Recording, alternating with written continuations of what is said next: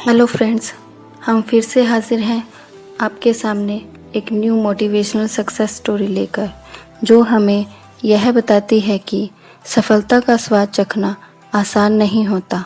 इसके लिए कड़ी मेहनत और लगन की आवश्यकता होती है। आज हम जिनकी कहानी आपके सामने लेकर आए हैं, वे किसी परिचय के मोहताज नहीं हैं। एमडीएच मसाले के निर्माता महाशय धर्मपाल गुलाटी न सिर्फ भारत में बल्कि पूरी दुनिया में अपनी शुद्धता और स्वाद के लिए प्रसिद्ध हैं। लेकिन क्या आपको पता है उनका यहाँ तक पहुँचने का सफ़र कितना चुनौतीपूर्ण रहा है? आइए थोड़ा और विस्तार से जानते हैं एमडीएच मसालों के मालिक महाशय धर्मपाल गुलाटी जी के बारे में।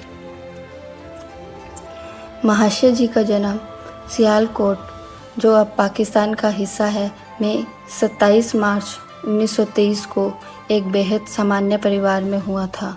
उनके पिता का नाम महाशय चुन्नी लाल और माता का नाम चनन देवी था, जिनके नाम पर दिल्ली के जनकपुरी इलाके में माता चनन देवी अस्पताल भी है। बचपन से ही इनको पढ़ने का शौक़ नहीं था, लेकिन इनके पिताजी की इच्छा थी कि ये खूब पढ़े लिखें। महाशय जी के पिता उन्हें बहुत समझाते थे, लेकिन फिर भी महाशय जी का ध्यान पढ़ाई में नहीं लगा। जैसे तैसे इन्होंने चौथी कक्षा तो पास कर ली, लेकिन 5वीं कक्षा में फेल हो गए। इसके बाद महाशय जी ने स्कूल जाना ही छोड़ दिया। पिताजी ने इन्हें एक बढ़ई की दुकान में लगवा दिया, जिससे कि ये कुछ काम सीख सके। लेकिन कुछ दिन बाद काम में मन न लगने की वजह से महाशय जी ने काम छोड़ दिया। धीरे धीरे बहुत सारे काम करते छोड़ते वो 15 वर्ष के हो चुके थे। अब तक वो करीब 50 काम छोड़ चुके थे। उन दिनों सियालकोट लाल मिर्च के लिए बहुत प्रसिद्ध हुआ करता था, तो इसी वजह से पिताजी ने इनके लिए एक मसाले की दुकान खुलवा दी। धीरे धीरे काम अच्छा चलने लगा था। उन दिनों सबसे ज़्यादा चिंता का विषय था आज़ादी की लड़ाई। आज़ादी की लड़ाई उन दिनों चरम पर थी। कुछ भी कभी भी हो सकता था। 1947 में आज़ादी के बाद जब भारत आज़ाद हुआ, तब सियालकोट पाकिस्तान का हिस्सा बन गया।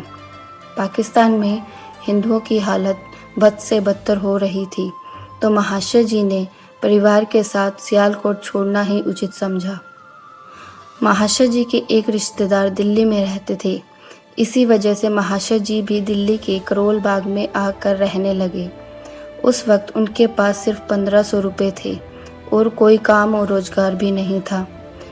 किसी तरह से महाशय जी ने रुपए जोड़कर एक तांगा खरीद लिया। सियालकोट का एक मसाला व्यापारी अब दिल्ली का एक तांगा चालक बन चुका था। 2 महीने तक तांगा चलने के बाद उन्होंने तांगा चलाना छोड़ दिया। तांगा चलाना छोड़ने के बाद महाशय जी फिर से बेरोजगार हो गए और कोई काम उन्हें आता नहीं था सिवाय मसाला बनाने के। काफ़ी सोच और विचार करके उन्होंने घर पर ही मसाले बनाने का काम शुरू कर दिया।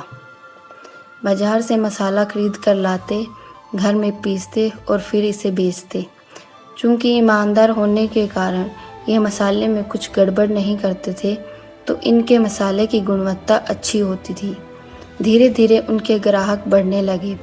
बहुत सारा मसाला घर में पीसना आसान बात नहीं थी। अब महाशय घर में मसाला पीसने के बजाय चक्की पर जाकर मसाला पिसवाने लगे। एक बार उन्होंने चक्की वाले को मसाले में कुछ मिलाते हुए देख लिया। ये देख उन्हें काफ़ी दुख हुआ और यही वो वक्त था जब महाशय जी ने मसाला पीसने की फैक्ट्री खोलनी चाहिए। दिल्ली के कीर्ति नगर में महाशय जी ने अपनी पहली मसाला फैक्ट्री लगाई। इसके बाद उन्होंने पीछे मुड़कर नहीं देखा। दिल्ली के बाद देश में ही नहीं बल्कि पूरे विश्व में उनके मसाला की महक फैल गई, जो कि अब हर घर की रसोई से भी आती है। आज की तारीख में एमडीएच मसाले ने पूरी दुनिया में अपनी पैठ बना ली है।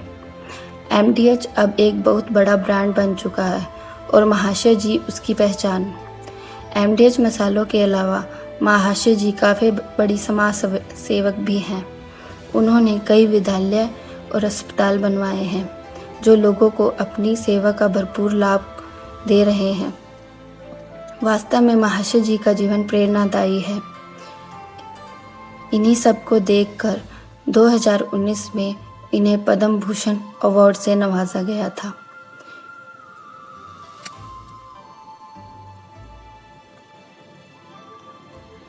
हाल ही में कोरोना वायरस से लड़ने के लिए MDH मसालों के मालिक महाशय धर्मपाल गुलाटी ने दिल्ली के CM रिलीफ फंड में दान दिया है। उन्होंने खुद दिल्ली आकर 7500 PPE kits CM relief fund में दान की है।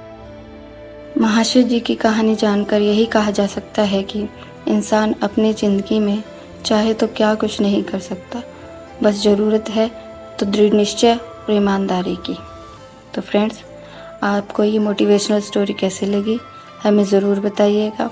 हम फिर से मिलेंगे एक नई वीडियो के साथ, एक नई कहानी के साथ। तब तक के लिए बाय बाय, टेक केयर।